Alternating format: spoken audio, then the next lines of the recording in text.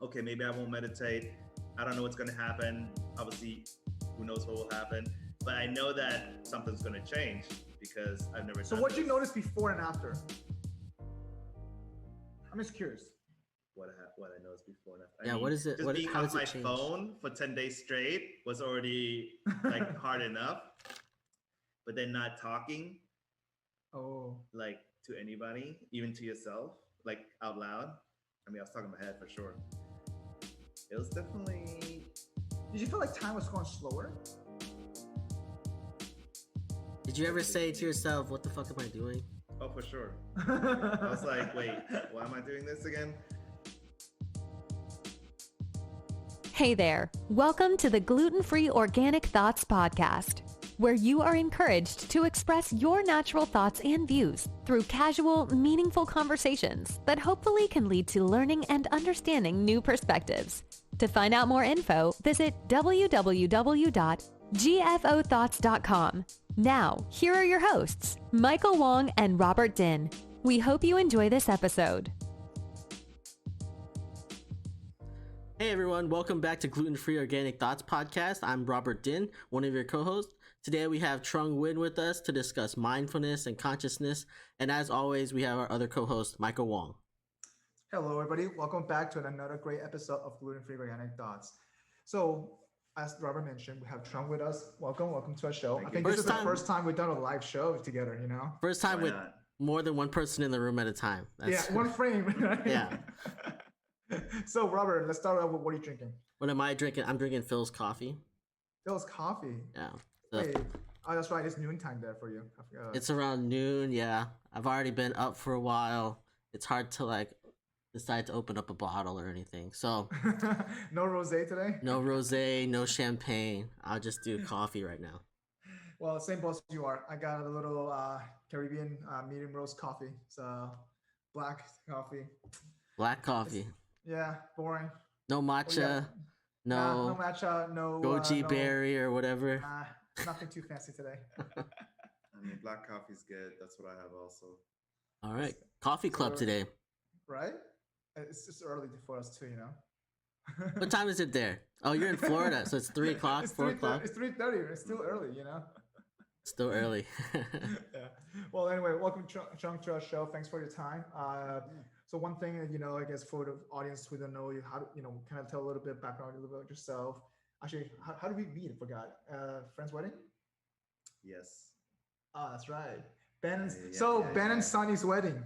Oh, Sandy, who was on here a couple episodes ago. Wedding photos, actually. So, and I crashed at his place or his room. Yeah, he needed a place to crash. I didn't know him, you know, because it was in Tampa. Wait, you didn't know him and you let him crash in your room that Asian, night? You know, you gotta trust that, you know. Yeah. It's because he's Asian.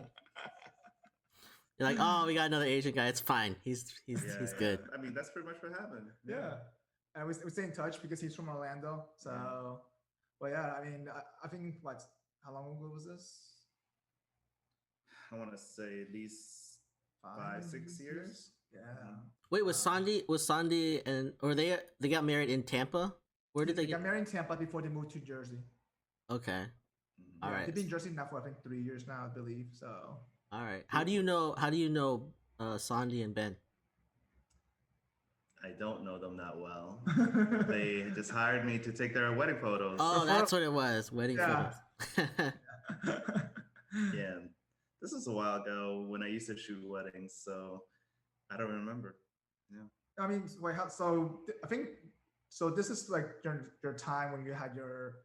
Well, you still do wedding now, still, right? Or you don't anymore? So what do you do now? I'm really just doing it for some friends and family. So like 1, maybe 2 a year. So not really a wedding photographer per se. Is that how you started? I definitely didn't start, you know, as a wedding photographer. You just start taking photos of families, friends, you know, stuff like that. And then it just became a thing. Like, oh yeah, I do like taking some wedding photos. It's fun, it's special, you know, it's very memorable. Mm-hmm. And it's just a beautiful thing you can, you know, provide a service of for a couple. So I guess photography was always your passion, right? It wasn't always my passion. I did IT work and Oh, that's right. You told me about this before. Consulting. Yeah, I mean, I've done. He did my job before, before he moved on. But more on the technical side. So Okay. yeah, I did that for 3 years and IT work before that. So I just got tired of traveling, and I realized that it wasn't my calling to code every day or provide customer service, whatever you want to call it. So I decided to be a photographer. Just like that, you just give it up, everything up. You just gave everything up. Pretty much. I mean, once I decided, and wait, how long were you in like the rat race before you left? Yeah, I want to say about 6-7 years. 6-7 years. All right. We're about there. Yeah, I did. most of my work was travel. So before I traveled for like international travel, actually, it was working for the UN peacekeeping centers. So I set up all those all over the world, and it was through NavAir in Orlando, and they hired our company. That was an 8A company to do all these contracts. And then after that, I did the technical consulting, which I work from home, and I just went to sites just like what Michael does. Pretty much, yeah. So did you miss the travel after you left? After I left what? The work? Yeah. No, because now I travel for fun.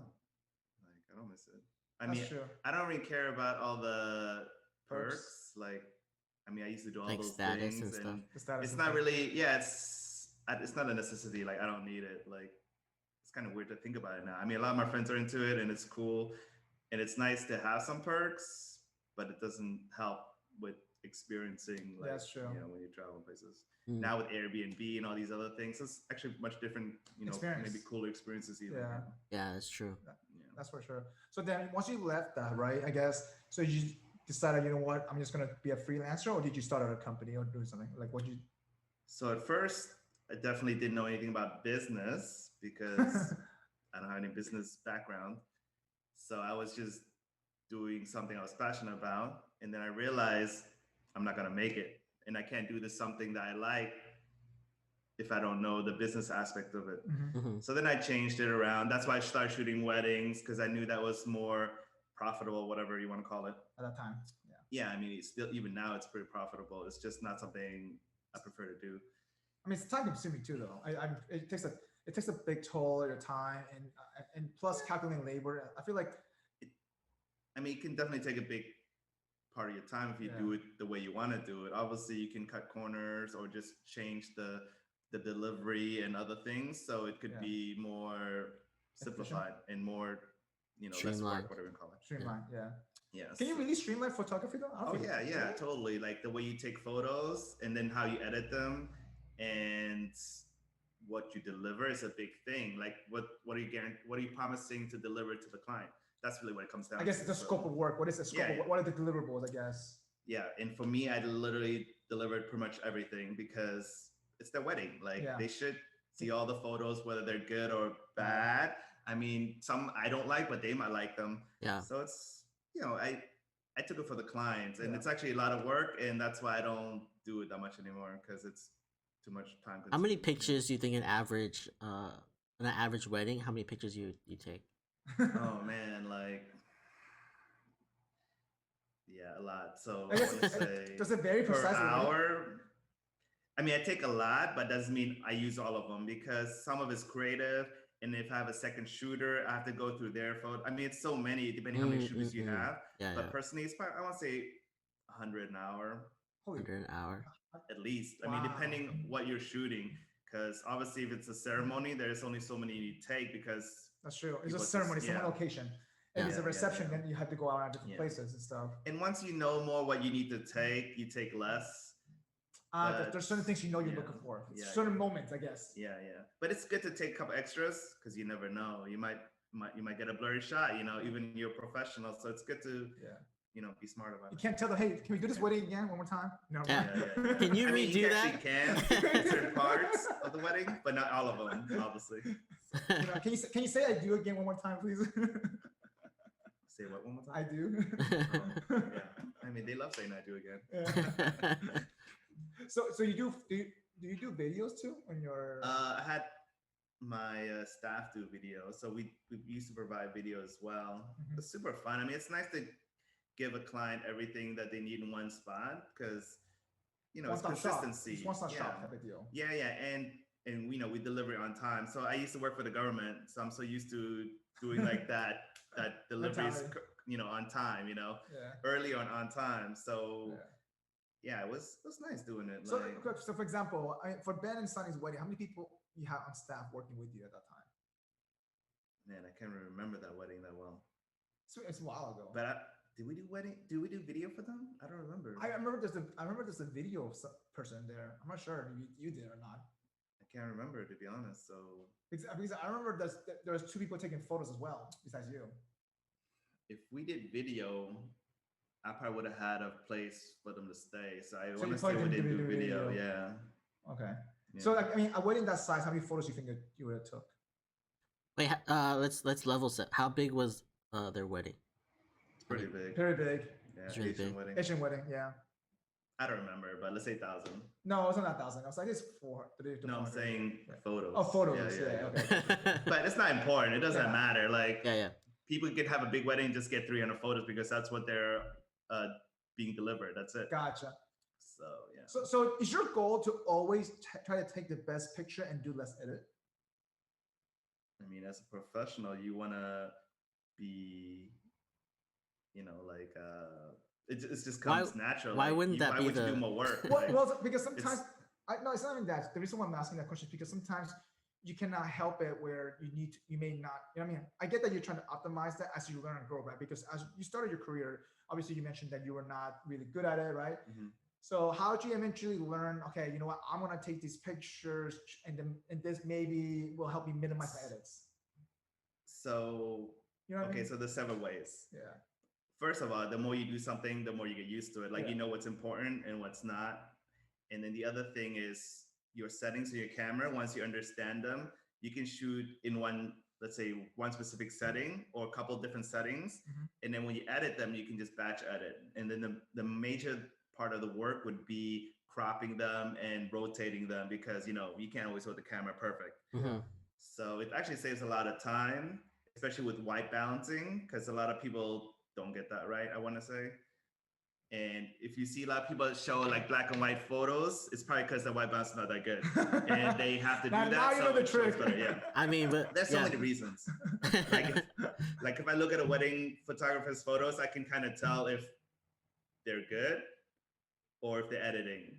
I mean, it's not nothing wrong with editing, but if you're good, you don't need to edit that much. It's more straightforward. Like you save time. Like so, and then I guess in terms of like your worth, right? So how long have you been doing this photography career now for? A while, but I don't really do it that often anymore. So I guess like 5-6 years now, more 7 years, 8 years, over 10. 10 years. Yeah. So like I guess the first 11. Before you got into this, how long were you doing amateur stuff before you actually created a business out of it? I didn't do any. So I was working as a consultant. And once I decided that I was going to be a photographer, I kind of just did it. I couldn't wait like a 6-month period to do like a transition. Yeah. You just clicked and a little quit the next So day. did you start taking photos for free so that way you can at least? I was setting up my own shoots as much as I could. So a couple a week. And I was just shooting one-on-one because you learn, you have more time to talk to them and build rapport and, Also, you're doing smaller shoot stuff Oh, yeah. Gotcha. It's all small. Like, it's not like I'm going to go and straight shoot weddings for free or something. So how long did you, I guess that process, right? When you're ready to do like a big venue event, how long did you feel like it take you to get that confidence up? I don't think you ever feel comfortable. You just do it. So I was lucky enough. Somebody just loved my photos and they're like, hey, can you do our wedding? And I was like, okay, I could. I mean, I really could. I don't know how stressful it's going to be because I haven't done it before, and mostly with like flash photography. It's different. But yeah, it was great. So. And that first one was probably just you, right? Just you. And then... Oh yeah. It was definitely just me. And it was definitely stressful, but. Were you proud of your product coming out that one, the very first time? Yeah. And because of that wedding, I shot a bunch of other weddings. So it definitely meant something, you know. It's definitely like It's like a value. It's like a, what's the word? It's like a, what's the word? Like it tells you like approval, like the quality of work's there. You know what I mean? Like it's like a people are hiring you because they like your work. Yeah. And that's it. Like, and you're worth it. So you just have to understand that. I mean, so how did you know, like after the first couple, right? Let's say 2-3 years into, how did you know, like, okay, you know what, I'm worth this much per hour now? How do you raise your, like, you know what I mean? How do you know, like, because obviously compared to other photographers, when I talk to other photographers, I mean, some people just charge up the wazoo, and some of the stuff is not that great. It's just marketing, just like anything. It's really marketing. You could not be a good photographer and market a lot and still make a lot. Like it really depends on your market, what they know. If you feel like you're providing the quality work you're providing, or if you're, you know, scamming people pretty much. So also, you get a clear demand, right? So if you have the demand and people are willing to pay it, like you might as well. But it's hard to communicate with photography because not everybody understands what quality means. That's true. So now everybody looks at a phone photo. It's like, wow, that looks beautiful. So my photos on my camera are amazing. They're way better than professionals. This is the thing now. Like it's hard to even tell because the cameras are so good on the phones. Gotcha. So that does that make your job easier or harder? I'm just curious. With that technology involved for marketing. Well, in general, for your job in general, like your job is, like, for example, like, you know that there are cameras that good out there that cheap with the phone, right? Yeah. And like, does that kind of go against, or it makes your job easier? I don't think it's harder or easier or whatever. It's just that it comes down to customer service, like how they feel when you're working with them. And if they like you, it's just like any other, like getting a job, you know, like if they like you, they're going to hire you. Like maybe your skills are not that great, but they want to work with you. So it's another thing. So actually I think women photographers are a little bit better than men in that sense. So I think they're going to actually do a lot better in the long run versus men, which are more, maybe not as personable. But that's just my opinion. So wait, why do you say that? Is it because the more better relationship, in a sense, customer service? Yeah, women are just a little bit more, I don't want to say talkative, but they're more friendly, they're more fun, they can be more, you know, connect with the bride or groom, like in a cooler way, versus a guy could be more, say, stale and just be like, hey, can you pose like this? And that's it. Versus when we're all like, oh my God, like do this and that, I love this, you know, so it's totally different vibe. Yeah. And that sells. So I have a question. I have a question. So I have like my photographer friends, and when they take pictures with their camera or their phone, the pictures are like way better than what my pictures would come out to, right? Do you think that a professional photographer could take like an iPhone and just use that the entire wedding shoot? For sure. Because it's not just the camera and lens, it's also like composition, perspective, the background, vision, the foreground. I mean, like the catching the moment, you know. And that just takes something that you could just see. I remember when you helped me take some product picture stuff, like I was amazed how you were able to use natural light so well, and you didn't have to edit almost anything.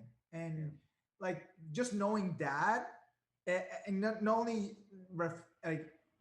only were able to capture natural light, you're able to use it to its advantage to get that softness or that brightness or that what's called balance, right? And I feel like that definitely comes with experience, though, for sure. Yeah, I mean, stuff like definitely the easiest thing to use because that's what we're used to. So why not use it? It's got to be soft. Well, a lot of people like to control environment, right? And so, and I've seen photographers who just like to control environment, so they'd rather use the flash because you can control that. You can, and so some people, but for you like to use the natural light for certain things better. So I mean, everything has its purpose. Yeah. So, No, for sure. Because I feel like technique also, I think you have to be creative enough to visualize that perspective to get that, I guess, you know, that moment or to whatever, you know, that angle or. Angles are big with products because you can make it look really amazing or really boring. Yeah. And that's one thing that I realized is like, especially when you help me think about some of the product shot, I remember like, man, some of the angles you helped out, like, I was like, okay, that worked really well. You know, it's Glad. So now, so during your wedding, I guess sessions, events which you did, I saw that you started doing another business with that, the Snap business. Oh yeah, so I created a photo booth business while I was doing wedding photography because I just saw that what was already out there wasn't that good. So, Photo booths like in Japan, like those Japanese photo oh man, booths no, are no, no, that's amazing. like a whole nother level. Wait, can you elaborate more what you do for the audience who doesn't know what Snap is? Okay, so the company that I own is snapstudiobooth.com, and I created 10 years ago. So 10 years ago, photo booth were definitely running on webcams. There was no iPads, it's very low quality Hmm. and just the old school photo booths. So I used actually a real camera and up the quality because, I'm all about, I think quality would be nice Yeah. and give people more space. So it's an open air photo booth and just make it more fun and also And you something print, that they can keep forever. Like it's a high quality photo, and yeah, people so love the it. printouts, right? They're Oh printouts, yeah, yeah, different. printouts. And Wait, so you just go to events that like um that want your services, and you like set up a photo booth for them there. Mhm. That's what you're doing. Right, Oh, right. okay. Well, obviously, right now with COVID, it's not happening. But yes, Yeah, yeah. so usually we would do weddings, corporate events, conventions, pretty much anything that delivers some fun and some memories, and they can add like their own advertisement on it, like hashtags or whatnot. logo, stuff like that into the frames. Yeah, yeah. Okay, so you customize the little, I guess, like Printouts, the printouts. They yeah, customize the and printouts. also they can like send the photos to their Emails and Facebook, stuff. Instagram, email. That's okay. Gotcha. That's pretty cool. So you think that business was more successful than your regular photo business? I mean, it all depends what you think successful means. I mean, to you though. To me, Yeah. Or it it's was all it the equally same. equal? Like, I think everything has its time and place, and success is just what we want it to be. Then, right? So maybe success is to some people make $1 million, or maybe it's Well, not in terms of money wise. I mean, for you, I know you value success differently because I know that you're not very American. Knowing you're not a very materialistic person. So I know you don't. So money is not a big, it's not something that you look forward towards. It's more like as a business mean, going. I mean, a little bit. a little bit, a little bit. I Obviously. mean, you always need a little money, a little bit right? of money, a little bit, But still, though, no. But what I'm I'm saying, not living off donations. that's true. But what I'm saying, though, like in general, I feel like you value success as a business more. Okay, are you providing the right product, the good quality product, and people coming back to you? You have Yeah, the yeah. volume, right? Like you think that I guess Snap Studio was more popular than your regular service as a freelancer, or was it or equally the same? Yeah, I don't know if You can't. yeah, it's totally different. But whatever is feeling fulfillment at Yeah. that moment. So I enjoyed creating Snap from nothing and then seeing what happened to it. So it's kind of like even being a consultant. I wasn't a programmer. I learned how to program and I did it for 3 years. So everything has its success to it. Gotcha. But I feel like with Snap, I feel like you can step away from the work still, though. And while as a freelancer, I don't think you can. I mean, feel like you could hire in more. You can hire in Yeah, more photographers. I Things mean, like there's that. always It's like- work to do if you Yeah. want to do work. That's true. So, yeah. So do you value a lot more your freedom, not your time, after you led that race? I mean, I definitely can't go back to it. You cannot go back to it. No, I mean, I don't see why I would need to. I could just Yeah. create another business or work with some other people on a business. I mean, there's no reason to really work now. I mean, it could be 9 to 5, but be with a group of people or whatnot. It wouldn't be for a company, just as a consultant or something. Gotcha. That's all. No, and so obviously, a lot of people want that, that freedom in a sense. Hey, to do whatever you do with your time, right? So, for example, like during COVID But time. what is freedom, though? Well, I mean, to each of their own. I feel like, for example, during COVID time, you were able to do this crazy trip. And by the way, so Robert, this is the guy I was telling you about who just drove around for like months during COVID time. Drove around the US. So tell me a little bit about your trip, your COVID trip. Okay, so I did just over 3 months around the US. I mean, I made stops in Seattle, Denver, LA, and Vegas, but most of the time I was out in state parks or national forest or national parks. You live in your in a van? I actually have a Forerunner, so it was I either slept in the Forerunner Or you or I camp out. tent. Yeah. Or camping. camping. I can't do that. I mean, the weather is nice, especially California, man. Like, it's so he nice doesn't to like see. camping at all. I don't Okay. do camping at all. Like, I don't Wait, have see you it. done camping once? College, that's it. No, but it doesn't count though, like normal But that's camping. Florida. And that's Florida camping. No, I have not, because I don't see the benefits to it. So why do you like camping so much? Just wondering. Why do I like camping? Let's see. So I do like the outdoors, and I like to take photos. So, when you go out there, it's a good time to take some. that's true, yeah. And You it's nice. and like you have like you're out there, and there's like the times of day that you need to be out there to get like something good. Like it's nice to be out there at that time, I guess. Yeah, but it doesn't always happen for sure. Right.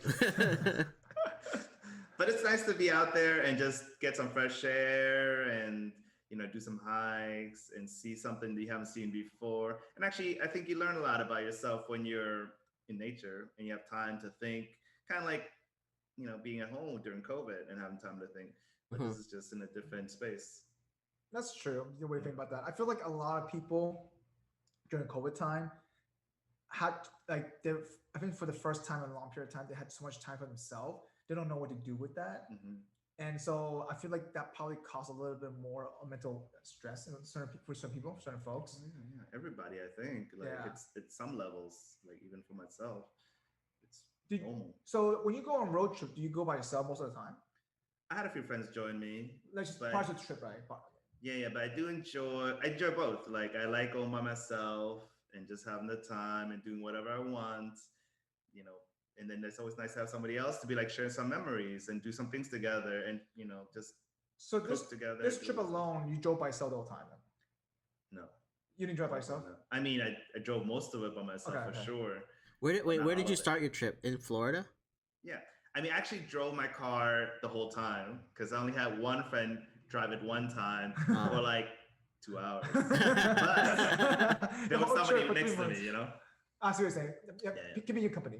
Yeah. So where what was the route? Where did you go from? You went from Florida to where? To where? Florida to Texas. Okay. And then Texas up through Arizona, then Utah, and then Nevada, and then California. And then I went back from California to Colorado, and I shot straight up through Wyoming, Montana, and then through Idaho, and then Washington, wow. and then Oregon, and then California, and then back. And then back to Florida? Back, yeah. Wow. Yeah, through Texas. Yeah, I ended up meeting with him in Vegas. Yeah. Wait, did I see you in LA too? With them, I mean, I saw you. Yeah, I did. I did see you in LA. We went to the beach, that's right. Yeah. The first time I was in California. Yeah. Wait, So why we didn't went you to- come with us to Joshua Tree if you were out? He was at Nevada at that time already. Oh yeah. So you came. So he was at Joshua Tree the week before that. You could have And then said you went to next San year. Diego? No, did you go to San Diego or somewhere after that?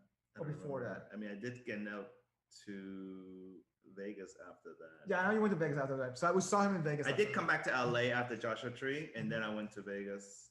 Actually, I did go to San Diego. Yeah, that's why you went to San Diego. to Vegas. Yeah. How did you choose where you were gonna go? So initially, it was to see which national parks would be open because they were all still closed due to COVID, and I think they were on like phase 1 or phase 2 when I left.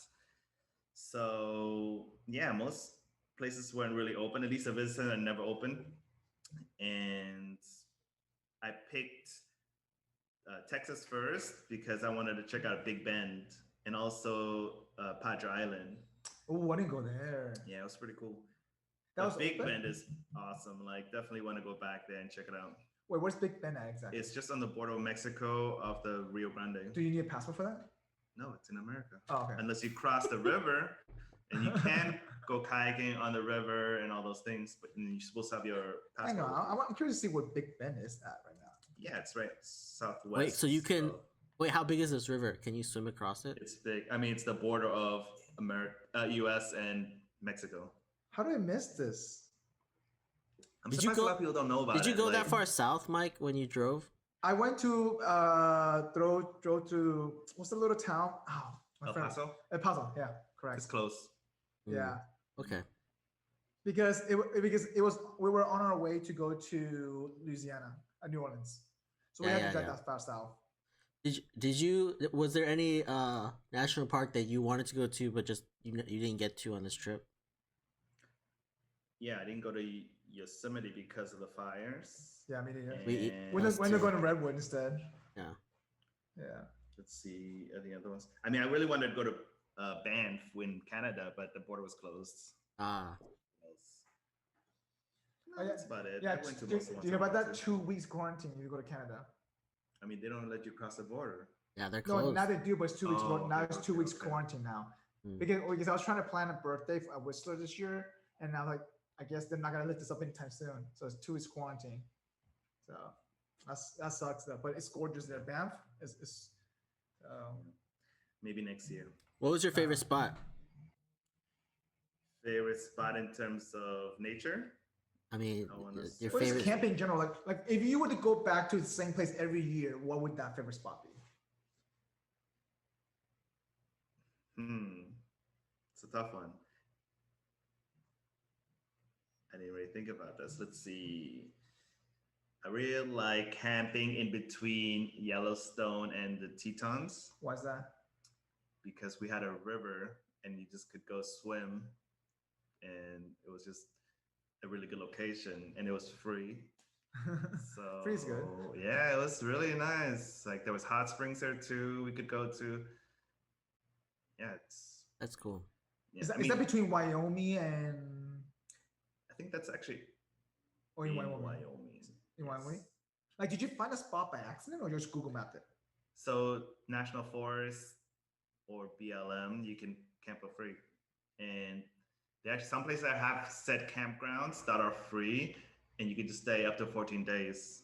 So this was one of them. That's pretty cool. Oh yeah, I only paid, I want to say 7 times the whole trip. Wait, do Don't you be have to months? register? Yeah. Do you have to register? Like, be like, No. make a reservation? You just come drive in? up and first come first serve. So what's it called though? The website that you find out where it says that? Like, So actually, it's any national forest. So Oh, even okay. Ocala National Forest, you can go in there and just camp anywhere as long as there's a little side like opening that's made to so you're Yeah. on the middle of the road. gotcha. And I mean now it's hunting season starting. I think in a couple of days. So there's only certain areas you want to camp in. Yeah, you might not want to camp Yeah, too much. they have there. designated areas. You So, like okay, you like so come it's- up on someone and shoots you. Well, so I mean, I feel like so for me, I enjoy camping. The only time I enjoy camping, I guess, when it's like the perfect weather. I cannot enjoy like this Florida humid camping weather. Like, I even I don't know. I just don't. For example, I remember going to Tennessee for like one of those cabinet trips and stuff. And some people wanted to camp outside the cabin. And like, sure, go for it. Go knock yourself out. You can sleep outside. I don't care. I'm gonna sleep in my air conditioned cabin. Yeah, I don't just- know if I could do like camping in Florida or Texas. It would be like too hot. I think. Texas was humid. for Yeah, sure. I don't know if I could do. I don't feel like I want to do it. But if I was, that would definitely not be the spot. It'd definitely be maybe NorCal right, where I it's think so, like too. nice and cool. I could do it. I don't know. So the reason I don't like camping, I think we talked about with Alejandra last week, was I just don't like being dirty, and I don't like sweating. So that's why like we went camping in Florida. Like it wasn't even real camping. It was college kids going out and drinking in the forest, right? Yeah. You So let me sleep. and like I was like, this is rough. They brought out like they had tents. They brought out like their sleeping bags and slept in there. And I was like, nah, I'm gonna go to the car. I'll just sleep in the car. It's like better, like more comfortable. No, Yeah. so for me in certain areas I don't mind. Like for example, like when I went to Utah, camping there is nice. What's called what's that one park in Utah? Just outside of Salt Lake City.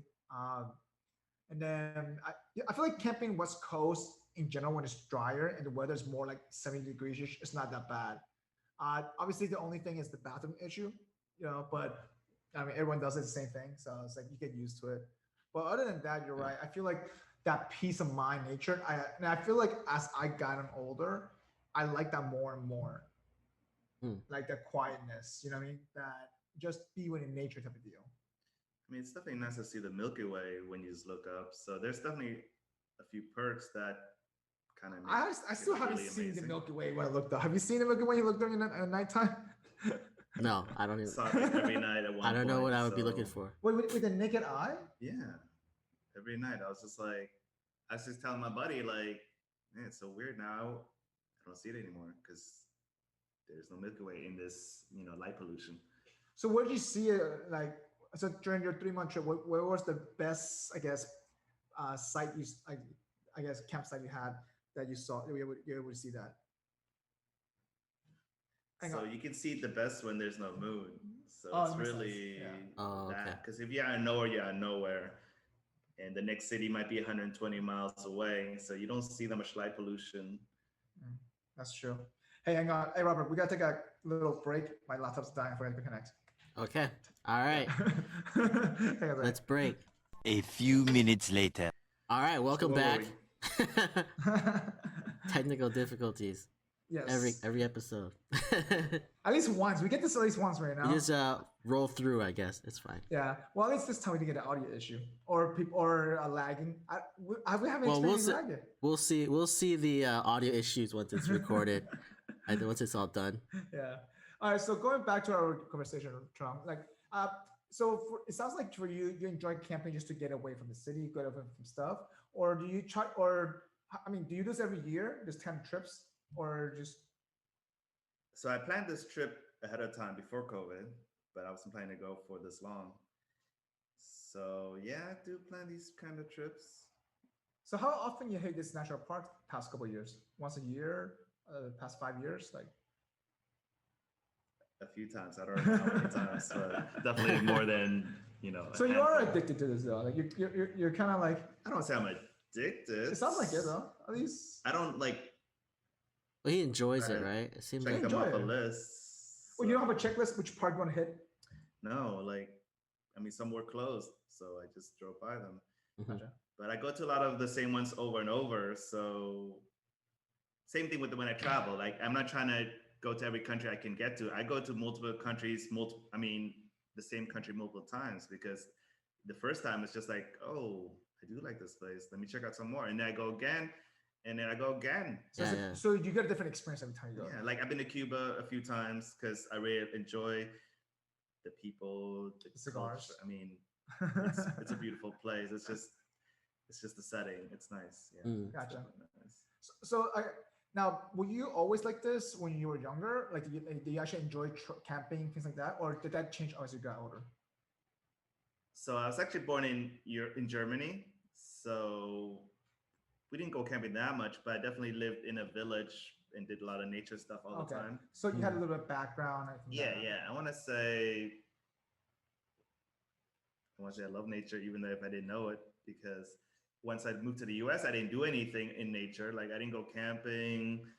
Yeah, I didn't do any of those things. No summer camps? No, I didn't go in college. None of that. Really? Yeah. So, Mike, you went to summer camp? No. Okay. You sounded very No. You know what summer camp was? You know what a summer camp was? I used to teach summer schools. Not be summer school. Teach summer school? Yeah, because I was one of the TAs. Yeah. Wow. I went to summer school to finish college sooner. Well, that's different. That's different. That was like high school and stuff. But I was talking about more like high school stuff. Yeah. High school, I did. I also went to community college and got graduated. Me too. I got the college credit. I think that was just like our yellow skin. That's what it is. I mean, I was catching up with the 5-year program. So. No, the reason why I'm asking that question is because I feel like for me, it took me a while to acquire that. I love nature, I guess. I love the beach for a while because I grew up in Caracas, so we would always go to the beach every Sunday. Mm-hmm. So for me, I always like the beach area, no matter what, right? Or the East Coast or West Coast. Mm-hmm. I just enjoyed that sound, the ocean sound, and that's just, that's just what I liked about it. I never thought of myself that I would love go to like a national park or forest until literally I came to America and going to like, my first national park was Yosemite, and that just changed my perspective of things. It's, there's a smell just being, so I get a different sense of relaxation. So it does not, it's kind of nice to take your mind away from stuff. So, and I started to appreciate that a lot more when I got older, because I thought it almost became like a necessity for me to get away from things, to slow things down. Hmm. So, Yeah, I'm sure it's different for everyone. yeah. Later that same evening. That's good. All right, and we're back. One more Let's time. since it forced us to take a break, let's move on to our extra MSG section, and we'll do some funny stuff while since we're already on a break anyways. Let's do that. So I'll start with mine. I just sent you a link. So you guys can click on that and watch I have two. I just didn't know which one to pick. So just watch the first one first. For those who are not on YouTube watching us, so it's pretty much it's a Reddit post, and the title is called "Streamer Knows Where the Content is At." So it's pretty much a girl who does live. Is this just a picture? No, it's a video. Oh, it's a video. Oh, it's coming up now. Yeah. So what this guy is doing right now is helping the girl editing the camera angle, I guess, the focus on her body as she's playing Fortnite. Okay. And okay, let's watch this. It zooms in right into her boobs as they play Fortnite. Yeah. Okay, so she's. And it says streamer knows where the cunt is at. Cut off her face completely. Yeah. I'm gonna get in trouble. Sorry. Yeah. You can just watch it. Check that out. So I thought that was pretty funny. You fucked it up. It's the reverse. And then the second one is if you open the second link up, for those who are not watching, it's pretty much. It makes a lot of sense. That's exactly what they do on Twitch too. Oh yeah, for sure. They especially there's a lot. I feel like with TikTok now, there's more. They become more viral. Yeah. There's more and more of them. You know what I mean? It's just crazy. All right. So the second link that I sent you is pretty much Krusty. That's the title. And just Halloween just passed by. This guy's dressed like Krusty the Clown, but a sad version of him, and him holding a cigarette. It's so good. That's so sad. It's so sad at the same time. It's Krusty the Clown in real life. In real life. And then my sad version of him though. It's just so good. Yeah. Oh. All right. So let me send you guys what I have. Paste it here. Go ahead.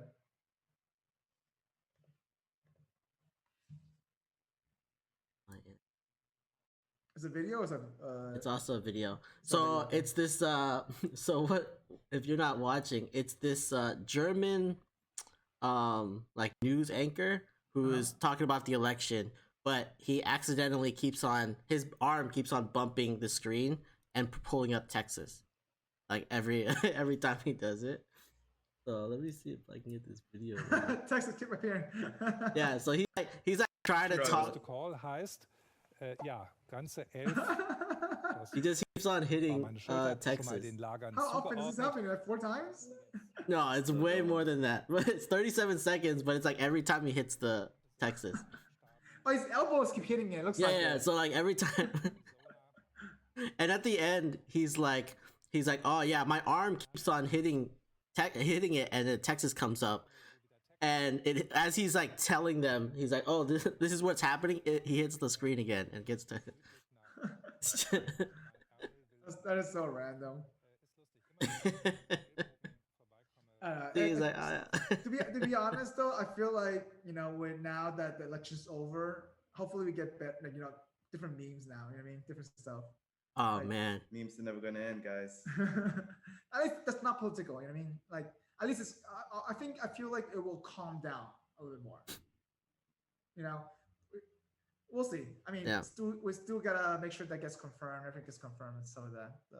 Yeah. So like when we're recording this, like today, Biden got like the nominee, like he just got elected. Like they just finished. Counting the votes finally. He just got 270 today, like earlier today. So, Mm. so Yeah, he like got, now it's all very Pennsylvania? new. You got Pennsylvania and Nevada, right? Yeah, they confirmed both Pennsylvania and Nevada for him. So And I'm we'll sure see what happens. Well, I'm sure the recount starts next week. So Yeah, I don't know. Alrighty. Yeah. So Trung, all right. So moving on to the next topic. So you and I talked about a lot about mindfulness and being more conscious and about having like, having that mentality of becoming more self-aware stuff. Like a lot of time, I think we've been talking about this for the past 3-4 years. Yeah. It's Like a on and fun off. topic. It's a It's a growing topic. Yeah, and I feel like that conversation always evolves to something. Like, so I guess during COVID time, like, I guess did you feel like you learned a lot more about yourself more rapidly than you thought you would have, or like, was it the same for you? I mean, I've been on this journey for I want to say past 3 years. So intentionally, I'm in it. So I'm gonna learn. So give a little bit background for those who don't know what it means. But it's kind of like what you were saying about stand-up comedy, right? Like once you notice all these jokes, you see them everywhere. So if you're thinking about, living intentionally, you might see it everywhere, kind of like that. So I'm more present. So can you explain this journey the past 3 years? Yeah, where did you start Yeah. thinking about this versus like, I don't know. I don't think I think about mindfulness or consciousness very much in general. I want to say I've been always somewhat a mindful person, like how I want to live. That's why I am where I am. But I didn't really realize it. Like I am a spiritual person until maybe 3 years ago. Mm. And I did this course I told you about, MITT. That's right. Yeah. In LA. Yeah. And it's a funny thing because my friend just messaged me out of nowhere. And she was like, Trump, you have to do this and I'm paying for you. And I was like, okay. And I was actually on a cruise with my family in Alaska. And I was like, I have a life jacket on right now, but I'll check, like send me a link and I'll check it, Yeah. What's MITT stand for? It stands for Master in Transformational Training. Okay. And if you go on the website, it's very vague. It just says, if you go here, you'll learn something and you'll improve, that kind of thing. Mm. But if my best friend says, hey, this is something you may need, I trust her. So, but at that stage of your life 3 years ago, were your mindset were you looking for something already or no? I'm just wondering. I don't know. I think I've always been on that path. Yeah. And like things pop up on my memories that I've said or I've sent to a friend, and I didn't realize that it is spiritual. So does that help you with, I guess, knowing when you're judging something or not judging something? Like, have you noticed that? Have you caught yourself doing certain things that you realize, okay, I shouldn't be doing this, or maybe I should be doing this differently? If you're present, you just notice things as they are. And usually we know if we're doing something that serves us or not. It's just if we actually do it or not.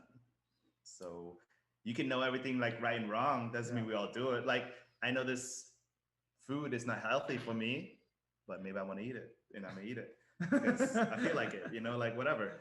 So it's not always about, being right or wrong or judging yourself.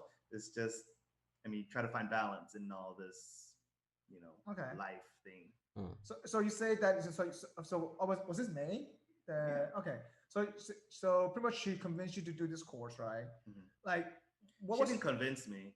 She just said, I still make my own choices. Because I told her, like, no, if I want to do it, I'll pay for myself. Because it's in LA. Like, I still have to buy a flight. Like, it's not like this easy where I'm just like, oh, you pay for it, I'm done, Yeah. So actually the same, like 10 minutes later, I actually looked it up and I was like, oh yeah, let me book this and I'll figure out the flight later. Because, I know it sounds weird, but I trust my friends. So I did it and it worked out. Because I did have some questions about my limitations, for example. What do you mean? Yeah, So I had a friend actually Andy. Yeah. She was always like, Trung, you're not vulnerable. And I was like, say what? Not Yeah, I'm vulnerable. Like, what does that even mean? Like, I love people. Like, I love my family. Like, I share my stories. Like, I'm vulnerable. But then, after a couple of times someone says it, you're like, maybe I don't know what it means. Maybe I'm not vulnerable. Like, it's not about doubting yourself. It's about growing. Mm-hmm. And then the other thing was kind of like weight loss. Like, why do I always do really well, lose weight and become healthier? And then suddenly Get back. I'm like binging and becoming unhealthy again. Like, why do I do that? Like, I know it's not good for me. It's not what I like or what I want to, but I still do it. So there's definitely limitations or is that limitations habits. so, or is that knowing habits? That's what I'm saying. Like, I mean, they're not the same. They all are influenced by your emotions some way. That's true. And learned behavior. I mean, you can call it what you call it. We do it to feel better. So it's a distraction. Like a satisfaction thing. Yeah. Okay. Like, even if you work out too much, it's a distraction because you're just doing it to do it. Like, I don't notice it. I don't know working out too much is a distraction. I mean, but it can be. Opinion, I guess. It Yeah. can be. Like, people who are super fit and they look super healthy, that doesn't mean they're healthy. Like, that's true. Their body can be very in pain or damaged, but they're still doing it because that's who they think they are, and they keep doing it, and maybe they're distracting themselves from other things. Like, who knows? That makes sense. Like, I mean, again, I don't know. I'm just assuming. So going to that class, I guess for you, what was your expectation? I don't have expectations. So again, I had those two questions, and in my opinion, the best thing to do is if you're gonna do anything, you surrender to it. Like you put yourself a course, into it. Yeah. You surrender to be like, hey, you're there to learn. What they tell you, just do it, because obviously you don't know and you're here to learn. So that's what I did, and I think it paid off. So how did you know? How did you know like you're not surrendering to like something that's just weird? And I mean, even if it was weird, it's okay. I mean, you don't have to keep doing it. Like, so I surrendered for 5 days, and then after that, I could be like, I mean, I actually didn't take all the other courses afterwards. So they have different levels. This is just the basic. Then they have intermediate, advanced, and then legacy. So I just did the beginner, which is just more like a discovery phase to understand yourself more. What's kind of like understanding that you live in your own box of limiting beliefs. And that was enough for me. You live in your own box of your beliefs. We all have our own box of limiting beliefs. I guess because we're in a little bubble, in our own little bubble all the time. So you live in your own truth. That's true. What's true to you doesn't mean it's true to me or to Robert. That's true. So that's your box. Okay. So how do you expand that? Have you learned to expand that? Is that what the course is for? To understand I think the box? that course is definitely helps you break down the barriers of that box, or at least see that you're living in a matrix and that it's not real, because you learn all those are learned truths from experiences, from society, culture, family, trauma, all those things. So I guess from that takeaway, right? So I guess your definition of mindfulness is a little bit different, probably, or it has evolved to. I mean, mindfulness has one meaning. Yeah, but I'm talking about, I guess, the way you practice that, right? It's probably evolved dramatically in that, right? I guess it's just like everything else. You just know kind of what works for you and you do it. I don't know. I just want to say I have a couple of things that really helped me, how I live every day. For example, I try not to be hard on myself. And that's one of my big ones, maybe because I'm Asian or... What do you mean hard on yourself? Like, oh shit, I didn't do this? Or so let's say... that's cultural for sure. Yeah, let's say I'm on a diet or something, right? Yeah. And then suddenly I'm not doing that well. Or I'm doing all the opposite things of doing what I wanted to do. I'm not going to be that hard on myself so I can go back and being on this diet. Not that I really diet, but that's just a sense of it. Because if you go downhill with it, you might keep going down until you're at the beginning again, and then you start back up. But now I'm actually don't go down that deep, maybe just a couple days, and then I'm back and I'm still becoming healthier. So it's actually has saved me from, just being at a constant level, maybe even though I'm going up and down. Now I'm actually going up a little bit and just a little bit more, but it's you're not allowing your negative self-talk affect Yeah, not being a hard your critic of yourself. Exactly. Totally agree. I totally see that. We're our worst critic. I mean, for do sure. you do that to yourself often, Robert? I mean, when we were talking, like, I think it was Sandy who was talking about a book talking about self talk, Yeah. and I totally agreed with that. Like when I've caught myself a lot of Well, are you times. harsh to yourself though? I just wondering, like often. Yeah, And and when Really? things are going wrong, I'm definitely like, man, I'm the worst person that's ever been alive. Like, So like a lot of bad self talk, and it just like leads down to spiraling. It just spirals you down, right? Mm. So, and then talking to like just reading books and like talking to like therapists and stuff. There's always like, why do you talk so down to yourself? And I feel like, I don't know, it might be something cultural where we're always like Asians are like, we're brought up with our family and they're always like talking about how like, oh, everyone else is doing better than you, right? So then I mean, when you're you're not when good you're enough. when you're That's true. comparing Yeah. when you're comparing yourself versus everyone else in the world, like it's hard to think that you're doing well, where like if It's you a really just relative looked at term, it, right? you're doing I all feel right.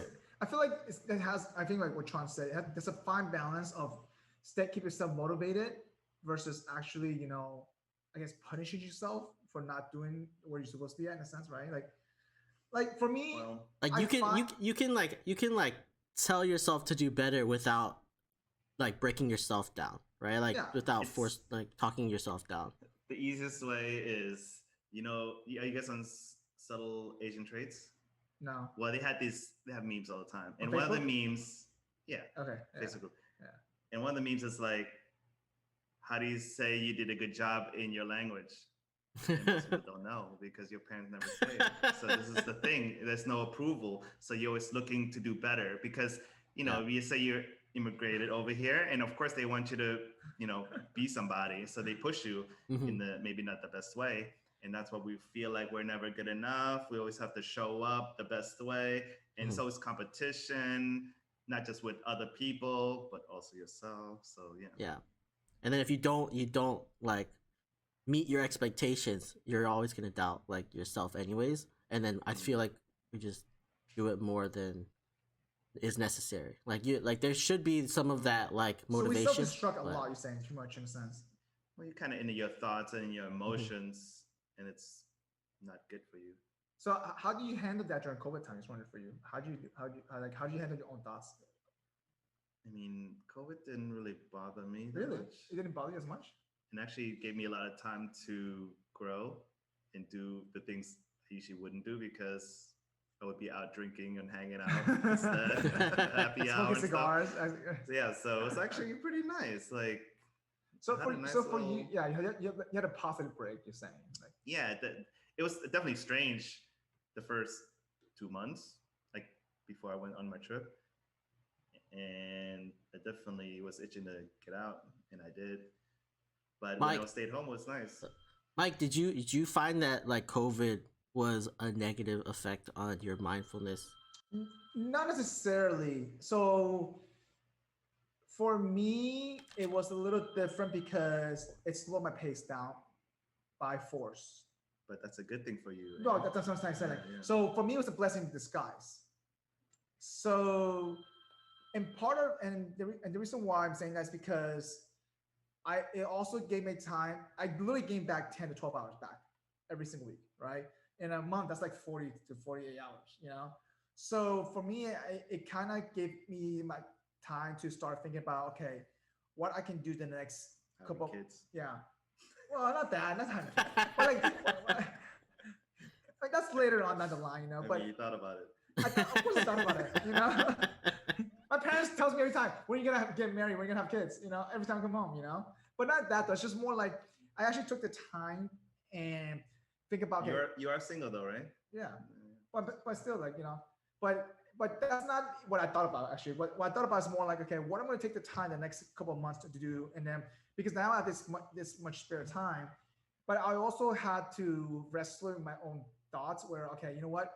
Maybe I need to, now that I have more time to focus on something, I need to fix what is my challenge this year. So every year I had a challenge to try to fix some stuff on myself, not like just improve on, not to say try to fix, just improve on.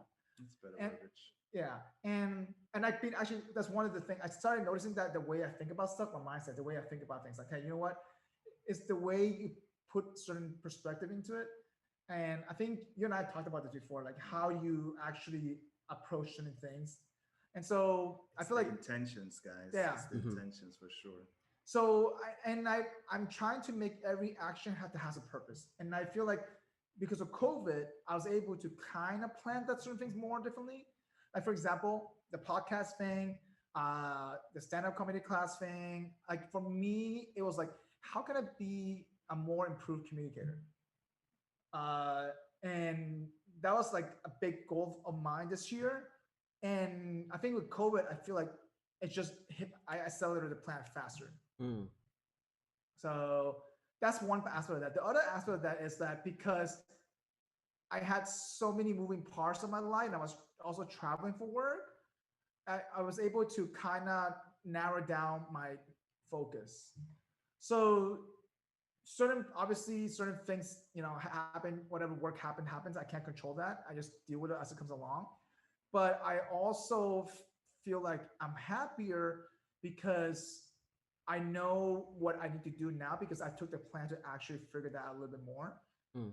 So I don't know. I just, as I said, for me, it was a blessing in disguise in general. So how about you? Yeah. What about you? I don't think it was negative, like all of COVID.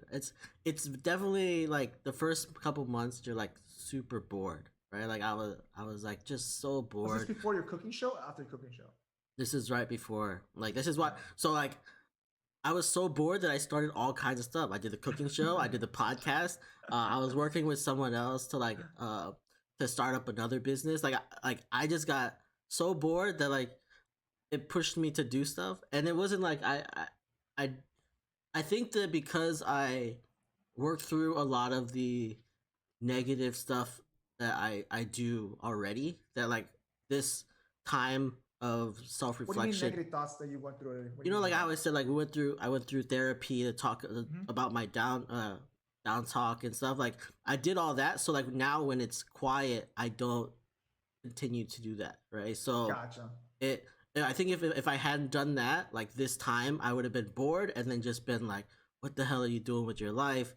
And just like it I would still have been do a that once in a lot while. worse. It would have been a lot worse than like I probably would be in a worse situation or like a mental state. Gotcha. But like I don't think this affected me that much. So Robert, Other than honest just being question. way bored, and then now I'm like, now I feel like I'm too busy. But boredom is actually a thing. What do you mean? It's also, I think, a distraction of some sort because Uh, we don't want to be within ourselves in our own and you mind. procrastinate. So boredom is, it's actually not a good thing. So okay, have you? Somehow, I forgot. So have you ever been to a state where you purposely procrastinate something and you know you gotta get it done, but you just procrastinate the hell out That of it? sounds pretty normal. That seems like everybody. Like who Yeah. doesn't do that? So I've been doing that for the past 2 months lately for certain tasks. I noticed myself that I'm procrastinating, and I'm like, I need to be here. I'm right here already. I need to get this done, but I just struggle with that sometimes for certain tasks. And I know it won't take me more than 30 minutes. It won't take me more than an hour, but I just don't like doing it. And like, but I never had that problem before. It's just this year, just specifically this year, for some reason, these type of tasks, I just don't want to get it done. I purposely procrastinate it. I watch a movie, or I go for a run, or play basketball, and then I come back and do it last second. Like, but I never noticed that before my, like, you know what I mean? Like, I don't think even before I guess before COVID, whatever it is, or maybe this year, I never struggled with that. I knew that I had to get this task done, just get it done out of the way, just move it out of the way. Maybe because now you know you have more time, so you can do that. Oh, you mean because I have the flexibility? Oh, Yeah, maybe so it's what if your I feel that time mental back up state. now? Then maybe you won't do that anymore. I mean, I don't know. The only thing that's changed is you have more time, Mhm. That's true. I do have more time now, and maybe you feel like you have a little bit more flexibility. which is not good. That means. I mean, it's up to you if I it's mean, good or not. it's good or not, but yeah, but like maybe it's like mentally you have like I have so much time, so But have you Just encountered do that issue when you transition stuff, like from I mean, especially that you've been working for yourself, right? Like, because now the time is in your hand now. If you did, how'd you overcome that? So for me, it's hard to say. I still procrastinate. I mean, it's not like we're perfect beings. I definitely know when something's more important. I have a more priority value. Like, let's say, in terms of coming on time, I try to be on time because that's how I show up, and I don't really procrastinate on that. If anything, I just leave a little earlier. But in But not terms that, of I'm talking about just tasks in general. You gotta get done. tasks, I'm more, I could turn into a workaholic. So I'm actually more worried about doing too much or doing too many things. Oh, I've been in that stage too as well. Yeah. So Yeah. for me, I don't know. I mean, I procrastinate on things for sure, but I it feel gets like it's done just soon enough. natural Like I to don't like feel bad about it or procrastinate. something. But I hate myself for doing that though. Like, and I'm like, I know I can get this done and get it out of the way, and I find it annoying because I've been noticing that a lot more the last 2.5 months. Well, if you get it done, then you don't have to worry about it anymore. So it's much easier. Just do You it. can just break the habit by doing it. Yeah, it's just little. It's You just just don't want tasks. you don't want to keep that procrastination habit. Otherwise, like you're gonna just keep doing it for everything. So you just Yeah. have to be mindful of what you're doing and just like Yeah, but be that's what I'm mindful saying. that you're procrastinating and just stop Yeah, it. that's Right? what I'm saying. Like, how do you be mindful It's that? not easy, that's for sure. Yeah. It takes practice. Yeah.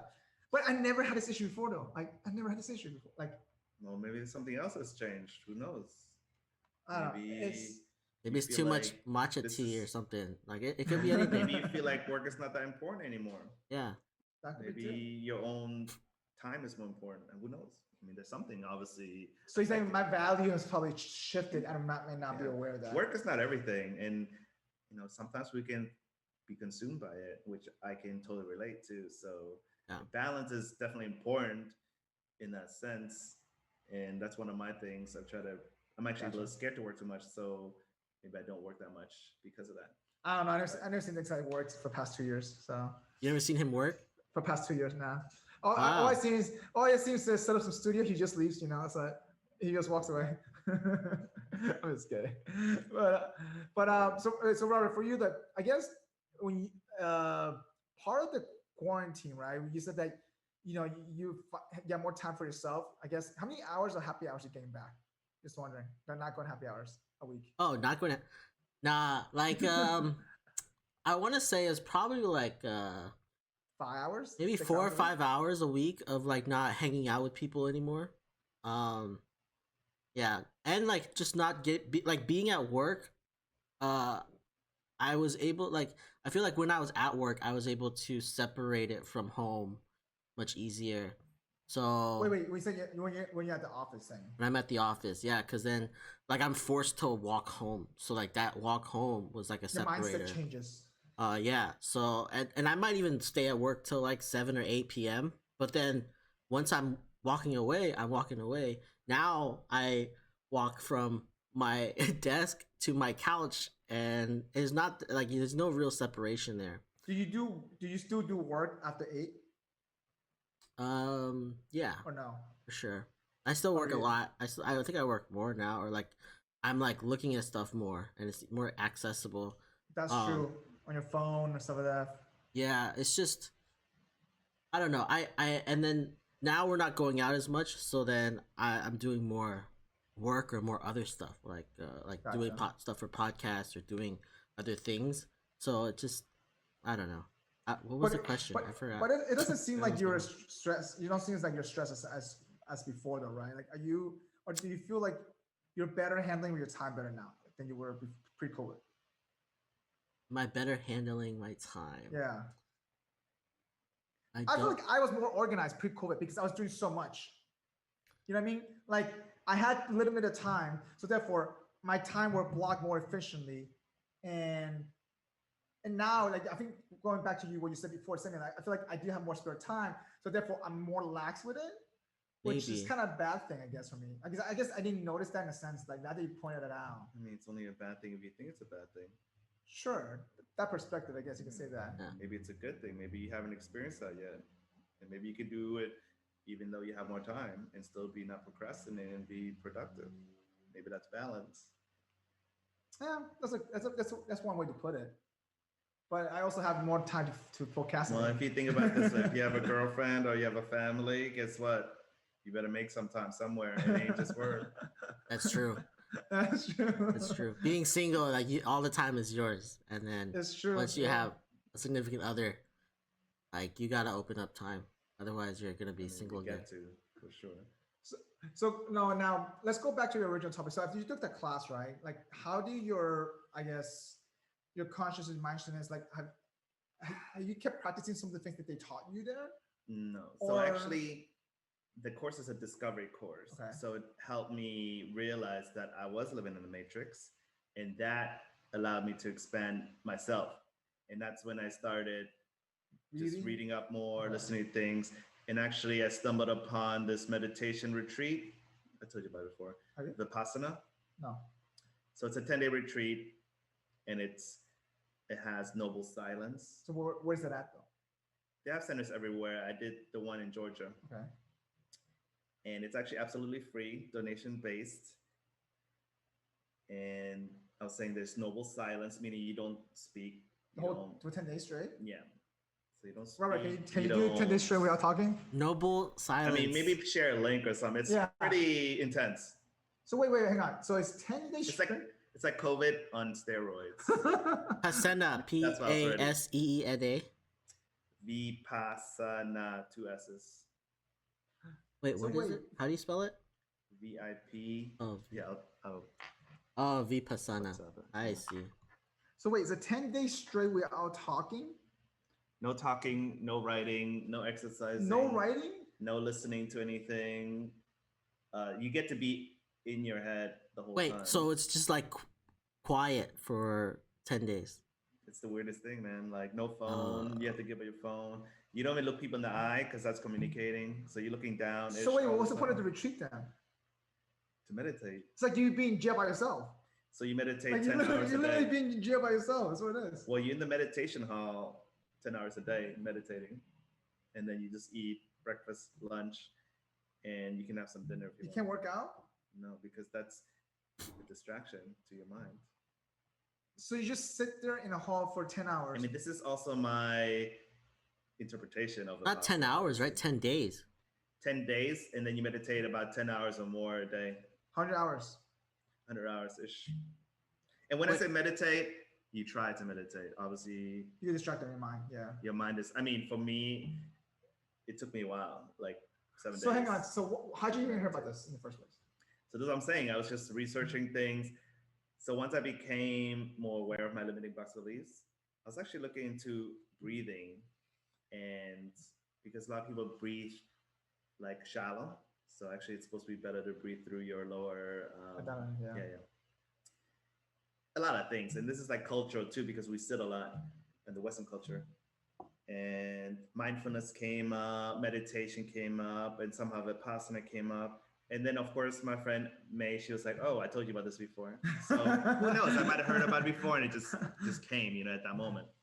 Wow. But as soon as I saw it, I looked for the closest one, and I signed up, and there I was doing it. See, that's nice to have that because you don't have to worry about taking a day off for your own business. I mean, it's still hard because it's 10 days with no communication. Period. No, I'm saying that you have the freedom to do that. I couldn't do that right away. And I'm like, hey, let me take 10 days off. See ya. you can take 10 days off work though. Not straight. I'll make it straight. It's seven. It's If like you wanted to. yeah. It's really 7 days of don't. work, right? Or 6 days or 8 days of work.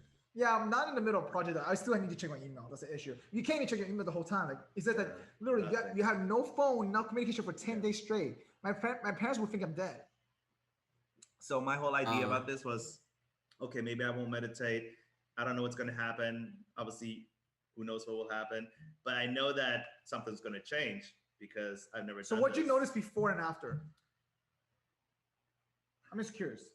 What I noticed before and after. Yeah, what is it- Just what- being how off does it my change? phone for 10 days straight was already like hard enough. But then not talking Oh. like to anybody, even to yourself, like out loud. I mean, I was talking in my head for sure. It was definitely Did you feel like time was going slower? Did you ever the say to beginning. yourself, "What the fuck am I doing?" Oh, for sure. I was like, wait, why am I doing this again? Yeah. But again, this is the thing where you get to surrender. And I surrendered. I tried to as much as I can. And I definitely, my intention was to surrender. So I did. And eventually it was fine. But the first 3 days was hard. was hard because I couldn't sit in one position for very long because it's uncomfortable. Yeah. So you try to sit an hour at a time in one spot. Just sitting in one spot doesn't matter if you change position. It's not easy. Like Yeah, I can't even do that. Twitch. You Like, like twitching, while yeah. I'm talking to people, like Yeah. I have a hard Like time. imagine we're sitting talking right here and we wouldn't move. Yeah, We we're just started sitting here. this Like the I whole couldn't time. do that. Yeah, That's it was intense. That's just crazy. So did you finish the 10 days? Yeah. Oh, so you did finish the 10 days. Yeah. So I guess after the 10-day, I guess from a mind perspective, what you learn, I guess, just wondering, like, how'd you, like, So I want to say you probably learned that you don't need to talk for 10 days, or you don't need to talk for every day if you didn't want to. I mean, there's a lot of things you learn, and I'm probably still learning about it. I don't even know. But I definitely felt lighter. Like there was something about being disconnected and being in your own body and mind. And were you in the wilderness? Where were you exactly? Like, where is this, Georgia? Where? Like, were you in the forest? This place is in the forest, but they have one in like by Joshua Tree. Okay. So they have them everywhere. California has like 4 centers. Closest one to Florida is so Georgia. Wait, so you just pay for your room and board, is it? You don't pay anything. Everything's provided to you for free, and you can donate whatever you want. That's crazy. Or you don't donate. It's up to you. It's. So can you quit in the middle of it and just walk away? People did. People did. Wait, actually, when you went, how many people started with? How many people left? I don't remember exactly how many people, but some people quitting. I think. Do you start with a class? Is it like a group of people all together, or does everyone just come in whenever they want? We all start at the same time at the beginning because they give you like the information because you can't talk anymore. So they do it all on the first day, like the first couple hours, and then that's it. You don't talk anymore. They hit this gong and that's it. Like I was lucky. I found my roommate, which we share a bunk bed, and I literally had like 5 minutes left to tell him like, hey, if you want to change the AC, you can do whatever you want. I don't care. Like literally, I had to like tell him all these things before we couldn't talk anymore. So you couldn't write a letter to each other? No, that's talking. That's communicating. Yeah. So how do you avoid not talking to your roommate? You see each other. I'm just curious. How do you avoid that? You just you just look away. You look away. Like you walk in and out. You do whatever you want. Like you just don't talk. Like you don't know. Like you don't open the door for them. Like you just pretend they're not there. That's what I did at least. So literally this was your day. You wake up, do the shower thingy, whatever it is, and then you go meditate. I mean, you wake up, and then most likely you try to wake up on time because you wake up at like 4 or 4:30. Wait, what? Why would you can check out the schedule. It's different. So they have a routine for you then. Oh yeah, like there's times to meditate, time to eat, when you can actually have time to shower. Oh, so you can't. There's not really like a freedom of it. No, I mean, otherwise, how is everyone going to meditate together and keep the peace? Like people coming in and going, like would be distracting. I see what you're saying. Yeah. So like, is there a time where you like had to do recreation stuff? Like for example, you want to go for a run. So you can't even run because you don't exercise. You can take a walk like outside. Yeah. They have a little forest area, at least at this center. And I would eat lunch, and then you have that little break, and I would like take a little walk, and then that's it, and then just relax a little bit. Wait, did they communicate to you? Like what? Like only the times? Only the teacher and the teacher assistant. Those only 2 people would pretty much talk. Like those only people we heard talking. Yeah. Oh, you just heard talking. You never saw them. Because they gotta tell you when to go get food and stuff, right? Like they. So there's people who actually serve for free also, and they hit the gong. Like there's times for everything where they hit the gong because you don't have a watch maybe. Yeah. Mm-hmm. Well, yeah, I didn't wear a watch, so you hear the gong for waking up. You hear the gong for lunchtime, breakfast time, all those things. Yeah. And then you just go. That's crazy. 10 days. I don't know if I could do this. This seems. 10 days straight, Robert? This seems. I couldn't do one day. I don't think it's. I mean, you'd be surprised. I could do one day, but it's too much. No more than 2 days, probably. You'd be surprised what you can do. That's the thing. I think if I got to 3 days, I would be able to do 10 days. But that first day, 2 days, 3 days is gonna be really hard. So what day did you see most people leaving? It varies. Like What was the biggest flaw the first day 2? I don't day even 3? know. Like I'm not even paying attention. Oh. Like You I'm did- more you- into my own, Yeah. world.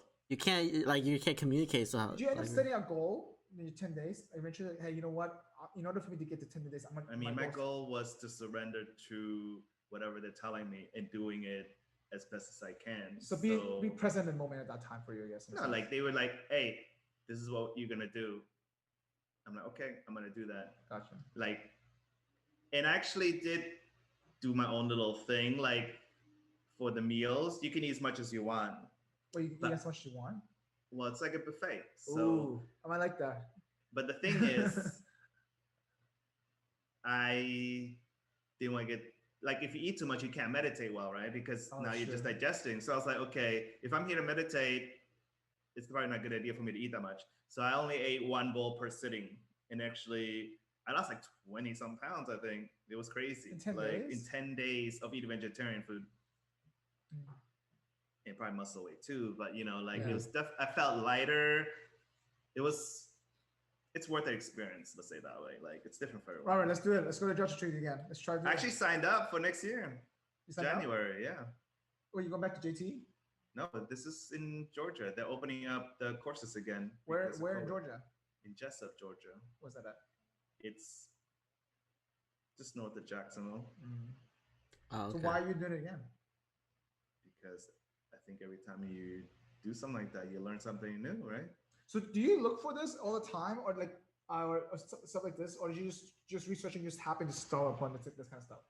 I'm really not looking for stuff anymore. It's just I know that this serves me. Like it's something that does something good to me. I don't even if I can't explain it. Mhm. So I'm just doing it again to see. Gotcha. So I guess as you were learning 3 years ago through this journey, right? You said that you were researching something. Is there a book? Is there one book that stands out for you that you think you learned a lot from? One book. Yeah, I know you read a lot, so like. I think the best part of being more spiritual is just having good conversation and learning from other people and yourself in the process just by talking, kind of like a podcast. Like you learn so much about different things because maybe you have a different perspective or different spiritual path, so you can grow from that. I mean, to be honest though, I cannot say honestly I have a handful of friends I could talk about this kind of stuff. I mean, do you, Robert? Like I can maybe name 5, 4. I mean, you don't need that many. But you see Fine. what I'm saying though, like what you see I'm saying though, like in general, like, yeah. I don't know mean, when this would come up in conversation Yeah, that's between true like too. my The- close friends. It's a weird thing because I don't it's know pretty how- much all I talk about But nowadays. I don't know how you and I started talking about this kind of stuff before 3 years ago. I don't know. Yeah. So like, but now that I know you talk about this kind of stuff, I tend to talk to you about more about it just because I know you can relate this a lot more. But it's just hard to find that group of people. I mean, for you, it's different. Let's for say you. it this way: just Yeah. try talking to somebody about it. Yeah, but it's kind of hard to start that conversation. Though. How's it hard I don't know. I think it's hard in general. Like to talk about mindfulness in a sense. how you want to conscious. grow positively? It's not that hard. Well, yeah, not just necessarily growth wise, but I think more about navigating that thought process. I think that's harder to talk about. I think it because- has to be top of mind, right? Like, because Yeah. for me, it's just never top of mind so like it never comes up in But conversation. not only that, though, being vulnerable to share that kind of stuff. I think I think that's it's the vulnerable part. I think that part is the hardest part. Well, let's say it this way: the more Mm. vulnerable you become, people will be vulnerable back. So you just share, and then people will respond accordingly. Well, this is why I like stand-up comedy. I can say all this stupid shit about myself, and no one would care. They'll care. They just They'll just laugh at it. They just They'll laugh at laugh or it, not, I mean, you never know until you try. That's true. That's Yeah. all it is. It's another way of storytelling. So I don't know. It would be interesting, but I mean, with that in mind, I guess it's just the reason why I think this topic has a lot caught my attention these last 3 years because I also felt the same way when I went to Santa Monica. Actually, like the last 3 years, it's just that kind of mindset's already there. So I was able to meet people which I was able to talk about it more. Like Alejandra, literally, I met her at a random coffee shop. We started talking about stuff like this. And it was just a random thing to have that happen. But I feel like in Orlando, it's very hard to do kind of stuff like that. I don't think so. That's just your mindset. Is it though? And I think it's also maybe for you, it's a change of space. I mean, I think I told you this. I change the space in terms of Like it's just a different place, and you feel like a different person, maybe that you can be like that if you want to. So it's like when you travel, you know, you can be anybody you want. That's true. This is it's the story we tell ourselves who we are. Mm. And when you're in Orlando, you're this person. When you're in Santa Monica, you're that person. I don't know, but That's true. Well, I'm trying to live the same lifestyle now back now that I'm back. You know what I mean? I'm trying to live the same way as I did in Santa Monica. And obviously, it's only been like 2 weeks though, but so I'll see how that turns out. But I don't think I've lived differently though. I may be a little bit more out there in a sense, but I don't know. It's just I feel like it's just a different vibe because you are in a different location, but also at the same time you're in a familiar location. Therefore, you're a little bit more, I guess. You have certain habits that you you have certain expectations of you too. Mm-hmm. We already know Orlando a certain way, so That's it's true. hard to be like, oh no, Orlando is actually like Santa Monica. So obviously there's different pockets everywhere. Like Santa Monica is a little pocket out in LA. So that's true. In Orlando we have pockets of that kind of spiritual conscious people. Yeah. You know? If I think if you wanted to, you could find it. I mean, you just have to be open to it. I'm sure I wanted to. It's more just I guess finding the right mentality crowd for that kind of stuff. So, yeah. You just have to look for it. That's true though. So what I want to, I guess, by the way, we definitely need to, sorry, for timing purposes, but I feel like, if someone's trying to look for this kind of stuff, right? Is there like, did you just start Googling this kind of stuff? Like how did you find out about this whole, I was just curious and I was Googling and talking to my friends and asking questions and just, I guess, being more vulnerable. And you just jump into it. That's pretty much what you did for you. I mean, that's what I wanted, so I did it. Yeah. Mm-hmm. I don't know. I don't think can you jump to 10 days? I'm gonna sign up for this for 10 days. I mean, it's. I said I think if I really wanted to do it, I would sign up. Like, it would be like I would do it. I would have to be in the mind space of that's what I wanted to do. That's true. Yeah, that's for sure. Yeah. And it's not for everybody, obviously.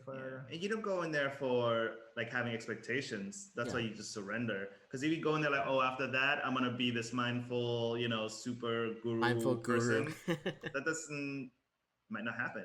You might like come back and be like, yo, nothing happened. Like I'm still the same. So have you noticed that when you did that? Have you noticed your own ego change?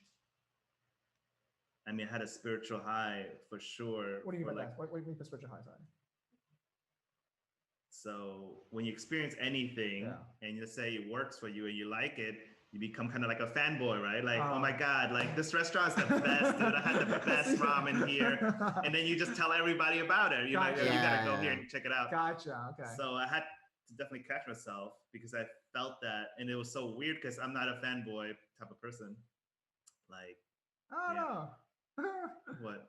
No, I'm not sure. Mike has a different side. Mike sees a different side of you. He's like, I don't feel like a fanboy, but I'm sure I used to be a fanboy at some point. Who knows? Yeah. So anyway, so you're saying is that what you felt like after you came out of it? Sometimes like you were like you just want to spread the knowledge, I guess. It's just like spreading something that I knew would benefit people, kind of thing. I'm a fanboy. I'll admit that. I'm fanboy like a lot of stuff. Yeah. So, but I didn't really do it because I caught myself, and I waited to talk about it like at least a week. Why? Because I could feel it. It was. But how's that an ego thing? I'm just wondering. Like, ego? Yeah. I mean, the ego is better afterwards. I want to say because you quieted it. Let me think about this. I mean, you all have ego. Yeah, correct. I think having ego is fine as long as there's a balance. Ego is actually not that good for you. I wouldn't be that big of a balance though. At least having a balance of it though. Now, ego is usually, if I think of someone, they have ego, it's about that person being right or wrong. Like, oh no, I don't think about ego like that in a sense. For me, it's a little bit different. It's more about having that. Sometimes it's not necessarily being right. Just that, okay, you want to be right where you've done your work that you want to be right because this, you want to get things done a certain way, right?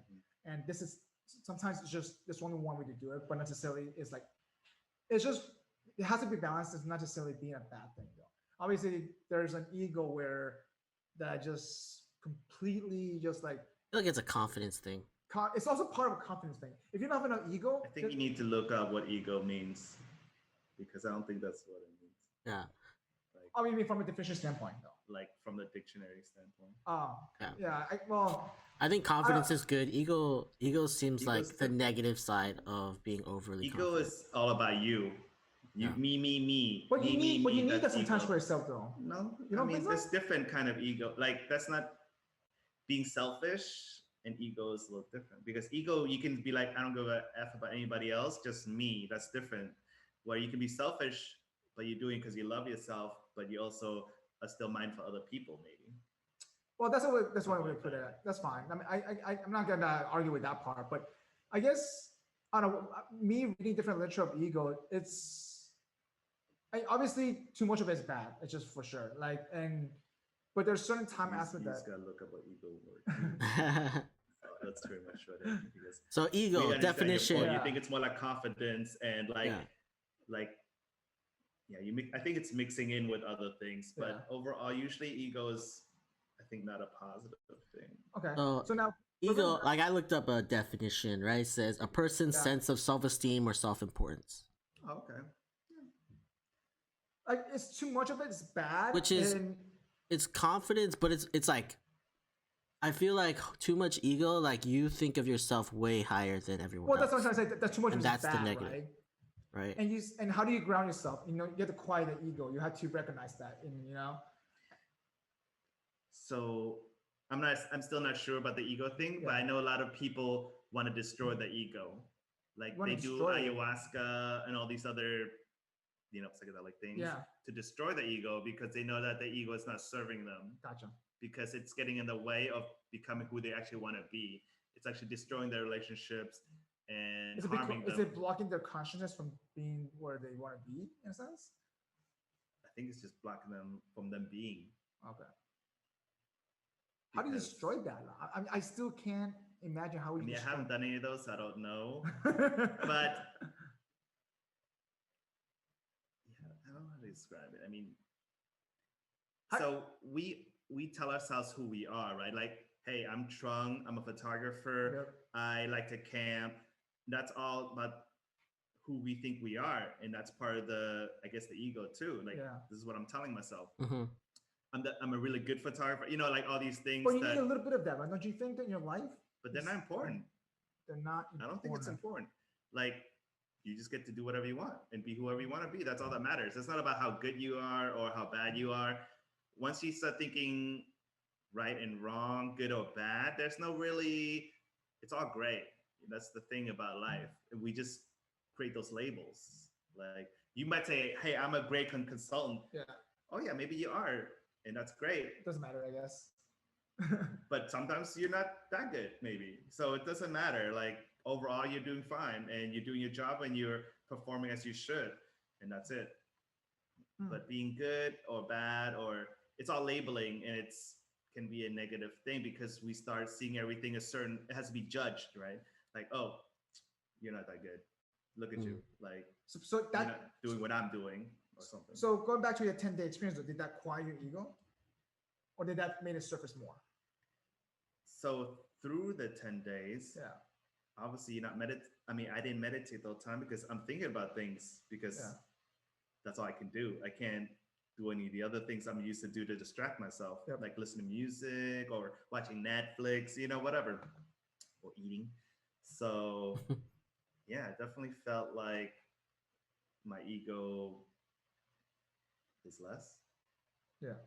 But I feel like an ego from becoming more spiritual, because this is what I was saying, like you feel like you know more than others because you've experienced this spiritual thing. Oh, that special highness you're talking about. That's why I was trying to say, like, I didn't want to talk about it because I felt like a fanboy, which is kind of like, I don't want to say it's ego, but I felt like, oh my God, you got to do this because I know and you don't know yet. You should check it out. That kind of thing. I see what you're saying. So I guess I remember you telling me to check out this MITT class after you took it. And I looked into it. I don't know why I hesitated. And at that time, I was definitely super busy but also at the same time, when you say super busy, you have to prioritize it, right?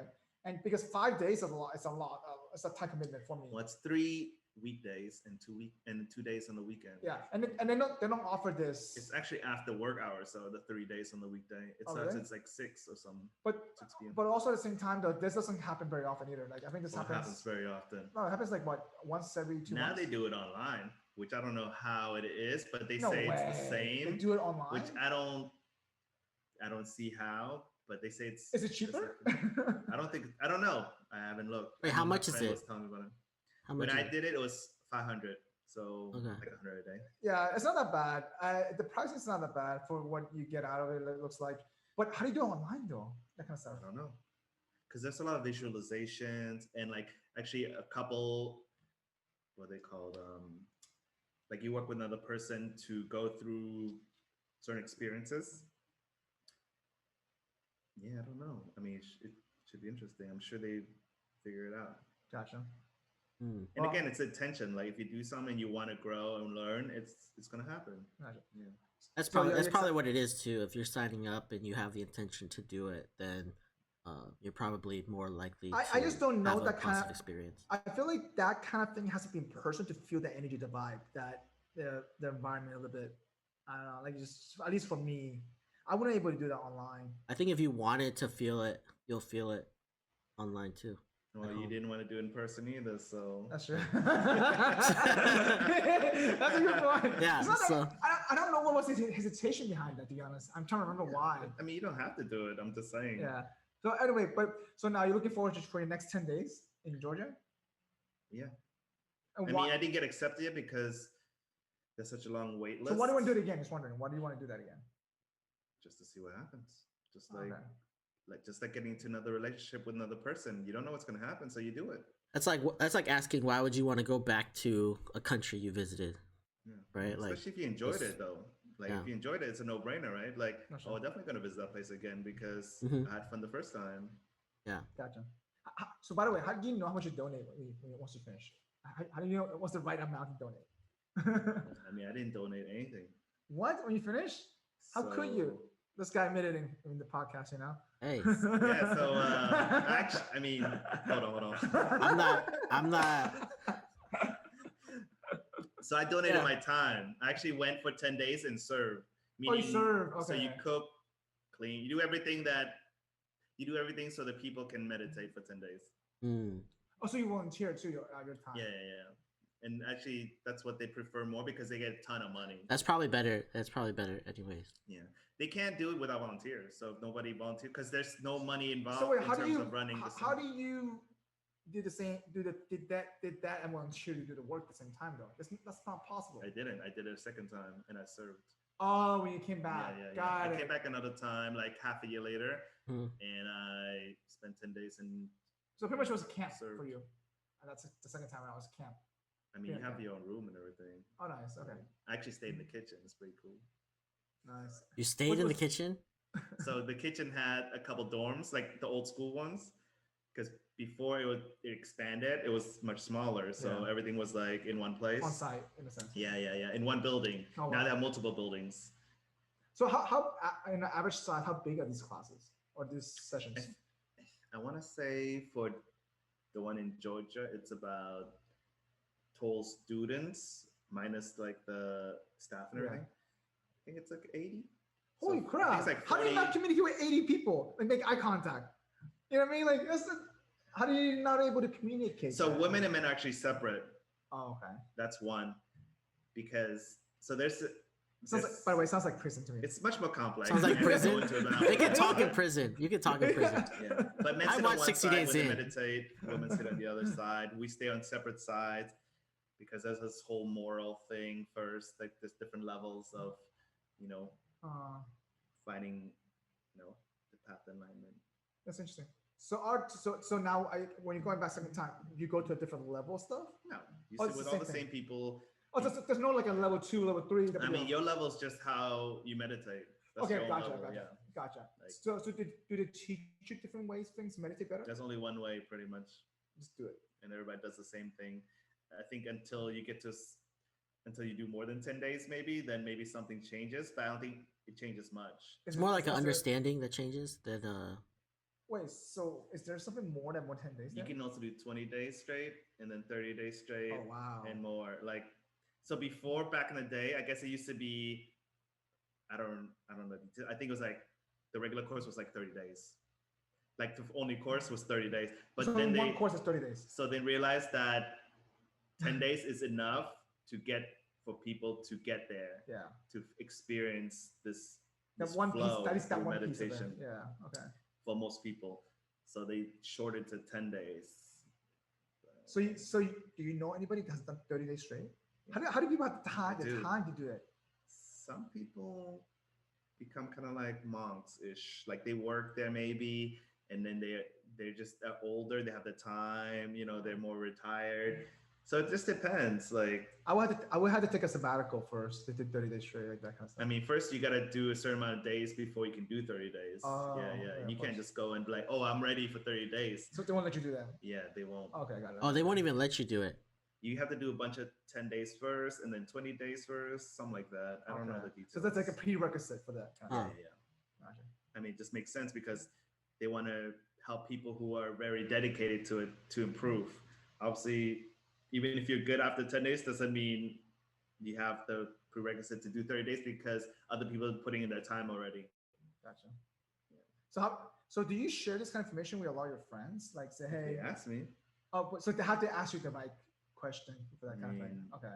Do they want to know about it? If they don't, then why should I? Yeah, you don't want to be like bombarding them with stuff that they don't care about. I guess. Yeah. I mean, it's cool, and I might mention it, like if we're talking about meditation or something.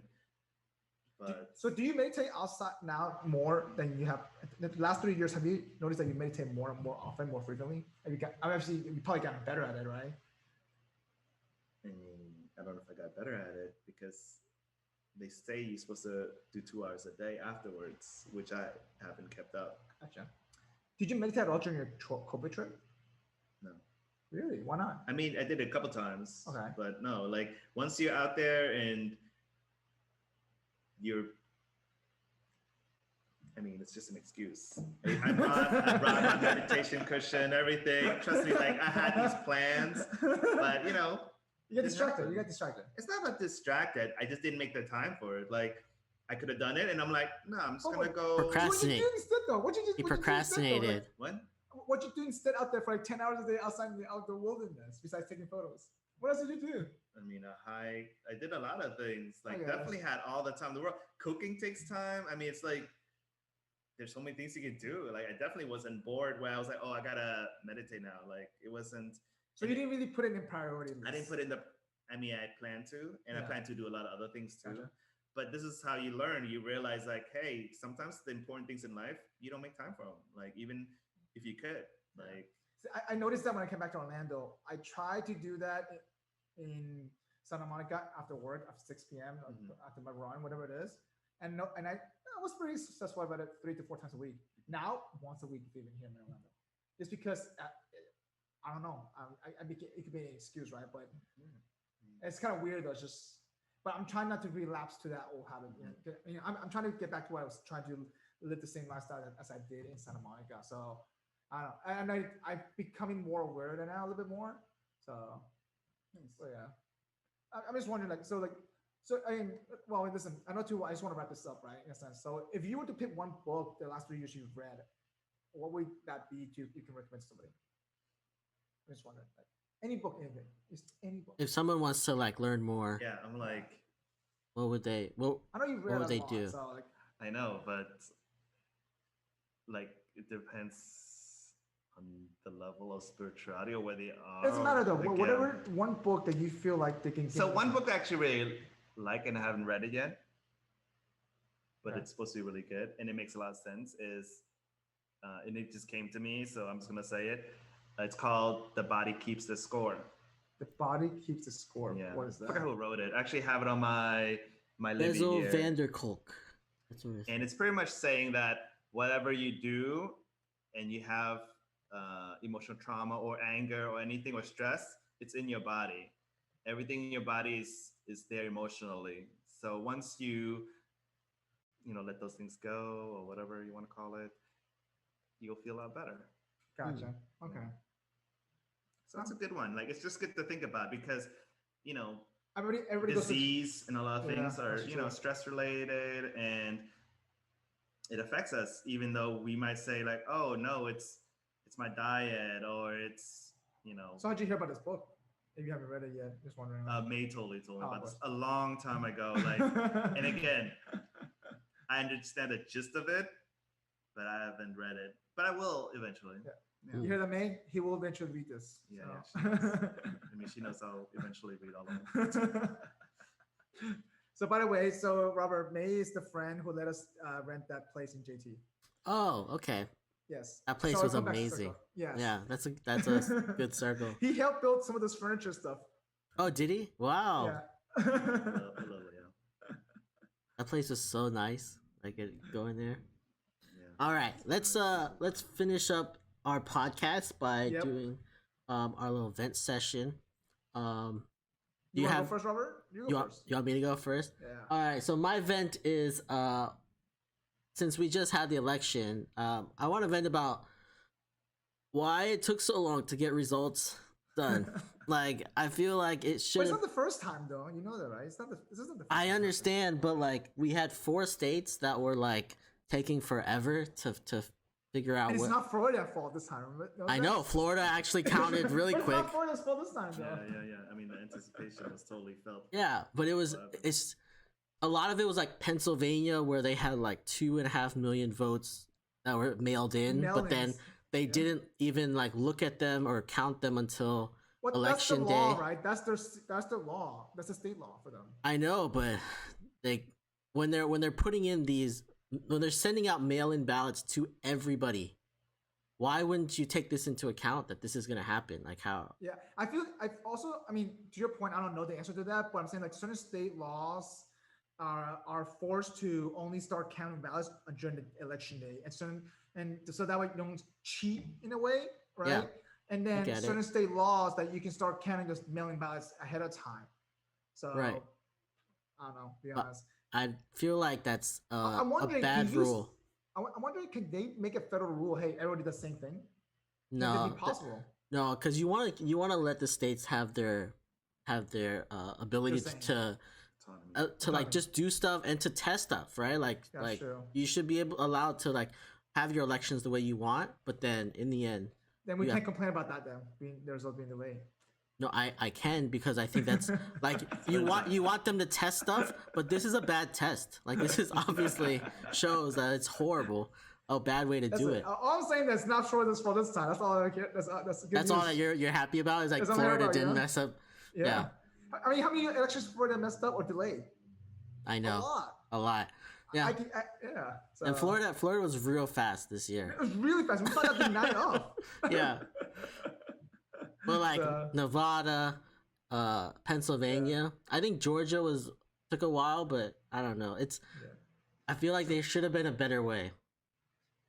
We'll find out next election to see. They'll probably put an amendment in there to pass something next time. You never know. Hopefully.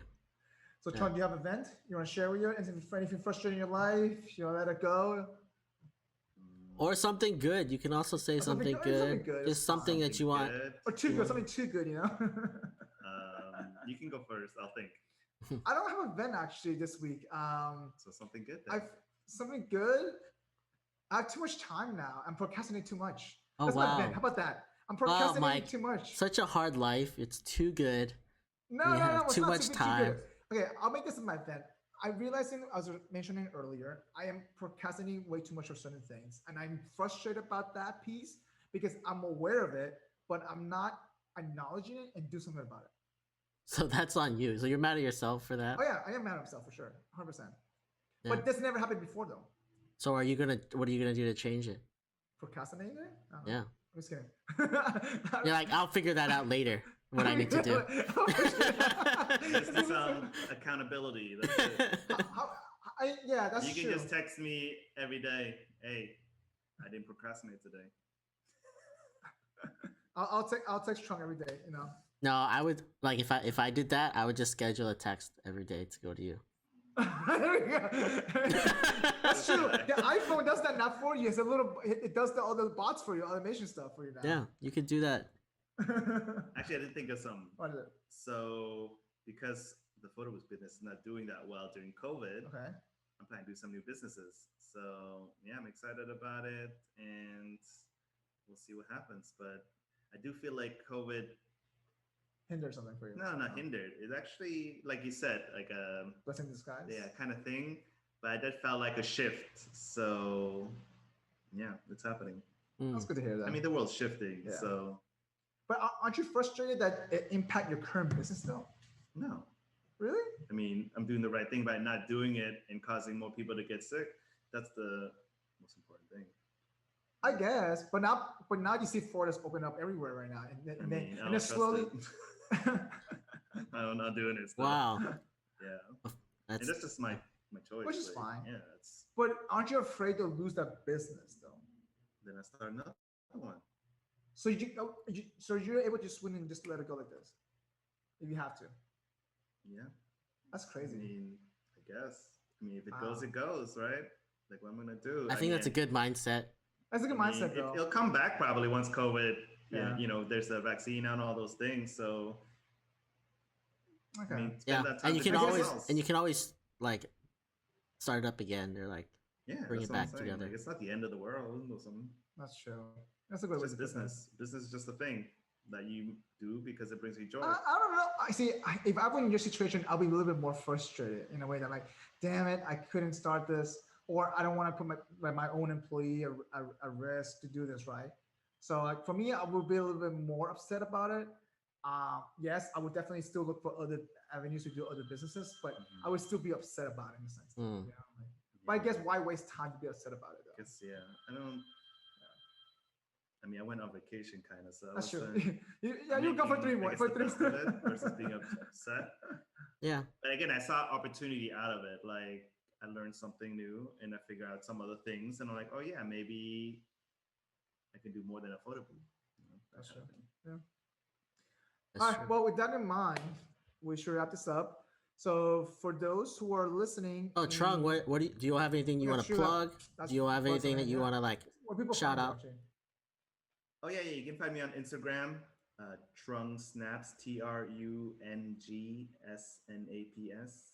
and I'm sure they're gonna put some link up or something. Yeah, above Yeah, us, hit me up. There's Yeah, something follow you above. guys. There's something in the description. below. Yeah. Yeah. So check All them right. out. Awesome. So, Thank so you. for those who are not listening, I mean, it's not watching this, who's not watching us on YouTube, just please, leave a review in our what are you listening to? Apple Podcasts, Apple Google Podcasts, Google Yeah. Podcasts, anywhere you But if listen. you are watching us on YouTube, though, hit that like button in the video below and Subscribe. Subscribe. And also comment. Like, just let us know what you think. And Yeah. and if you want to go watch more, you can go to our website, gfothoughts.com. Yep. And for sure, until next time, everybody. Appreciate it. Trung, thanks for Thanks for having Yeah. me. If you guys want me back, just let me know. Well, All sounds right. good. Peace. Take it easy. Take it easy. See ya. Thanks for joining us for this episode of the Gluten Free Organic Thoughts podcast. As always, we appreciate you. If you are watching us on YouTube, please don't forget to subscribe to our channel, like this episode, and leave us a comment. If you are listening to us, please leave us your honest review on your preferred podcast listening platform. And as always, you can find us on social media at Facebook, Instagram, and Twitter at GFOT Thoughts. Drop a comment and give us some feedback. We would love to hear from you. Until next time, see you then.